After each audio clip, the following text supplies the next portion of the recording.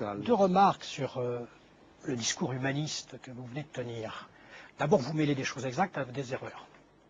Quand vous parlez de chair à canon, je suis tout à fait désolé, mais que la France ait mobilisé des soldats coloniaux au cours de la Première et de la Seconde Guerre mondiale, pendant la guerre d'Indochine et même pendant la guerre d'Algérie, c'est exact. Est-ce que ces soldats ont servi de chair à canon? Je veux dire, ça fait 40 ans que les historiens ont fait litière de cette chanson. Le taux de mortalité des soldats coloniaux n'est pas supérieur, il est même parfois inférieur au taux de mortalité des soldats métropolitains. Donc chair à canon, non. Ou alors, tous les soldats des guerres ont été de la chair à canon. Et c'est vrai aussi bien pour la première... En 1918, quand même, avec les Sénégalais, il s'est passé des choses, quand même. Non. Il y a eu... On les envoyait en premier pour nettoyer. Ça n'est pas vrai.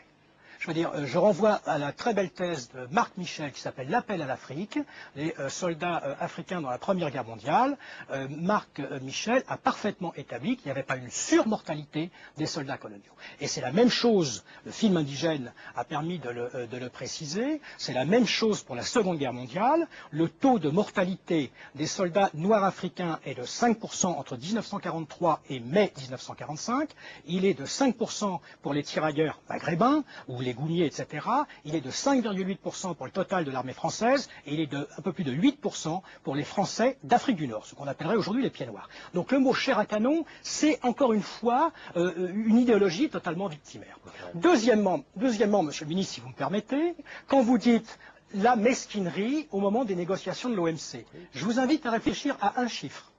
Aujourd'hui, aucun État industrialisé n'arrive à atteindre les 0,7% de son PIB au profit des pays du tiers-monde, y compris la France quand vous étiez ministre. Y compris la France quand vous étiez ministre. Bien sûr. Et malgré toutes les déclarations...